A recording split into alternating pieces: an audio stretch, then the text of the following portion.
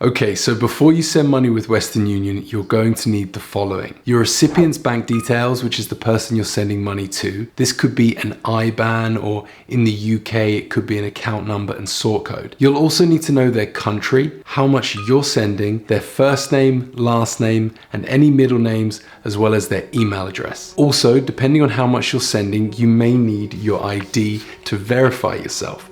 For example, in the UK, if you send over £800, you'll need to verify your identity first. Once you have all of that ready, we can get started. Okay, the first thing we want to do is visit westernunion.com. And then once we're there, we can confirm the cookies. And also, if you're doing this on your phone, you're going to want to download the Western Union app. You can use their website on your phone, but the app is much better, particularly as well if you're going to be making multiple transfers in the future. So choose the country you're from on the app, and then we can get started by clicking register on the app or clicking the top right hand corner of the website. And then just fill in your personal details. They're not going to ask for a huge amount here, and we will update our details shortly, but you just need to put in your first name, surname, middle names if you have any, as well as your email and password. So next up, we're going to want to update our personal details, and this is quite important as well. So on the app, you can click menu, and then profile on the website, the little icon next to log out. And here we're going to put our personal details in, and we need to make sure they match any identification that we have. If you're in the UK and you're going to send more than £800, Western Union are going to want to verify your ID. This is the same throughout the world. If you're sending a large amount of money, they will want to verify your ID. And when they go to verify your ID, they're going to check your personal details. And if they're unable to verify you, they'll want a copy of maybe your passport, your driver's license. So it's really important that these match up with the details that you put in. So just make sure those are correct. We can click save and update when we're happy with our personal details, and now it's time to start sending money. So we want to go back to the Western Union homepage, and we want to click send money on the phone app. On the Western Union website, you just have to click the country that you want to send money to, and also the amount of money you're going to send. This isn't definitive, so you can change this. With the phone, we're going to select Belgium for the example, and I'm going to select Belgium on the website. And then I'm going to use the number £25 for the sake of this video. So beginning with the desktop, like I said, you can change the details here if you need to. So it isn't set in stone until after this page.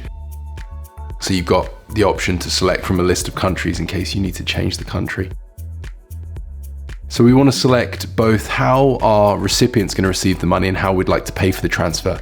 There are two options there, bank account and cash. And for paying the transfer, we have credit and debit card, Klarna, which is like a buy now, pay later thing.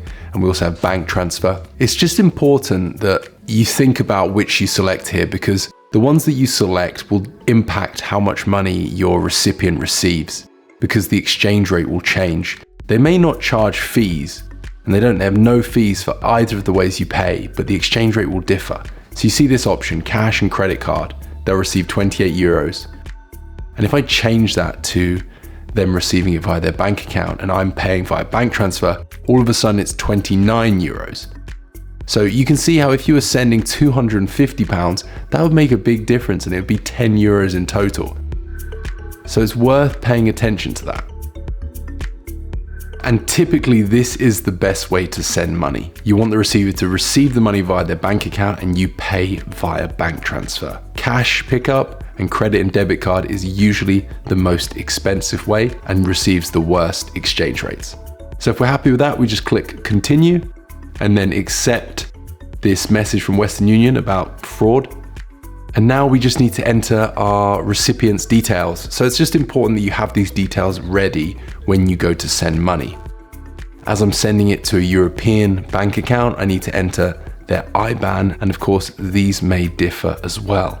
And after that, we can just hit continue, and we just check, make sure all the details are correct. And if you're happy with the sending details and the receiving details, you can agree to their terms and click accept. And we're almost finished. All we have to do now is transfer money to Western Union via bank transfer. Just make sure when you do that, you get the payment reference absolutely correct. This is usually very quick as well. I've done this tons of times. The tracking number is really important because you can use that if you need to contact customer service. And also, if you elected for cash pickup, your recipient will need that to collect the money along with their ID. And that's why it's just super important that you get the receiving details correct as well, because when they go to the agent location, they'll need to check that they correspond correctly with their ID. Now for the mobile, it's all pretty much the same, except obviously you have a different layout, but you'll also have the option to pay with Apple Pay as well. Again, these exchange rates will vary, and I highly recommend that you still pay via bank transfer and that your recipient receives the money via bank account.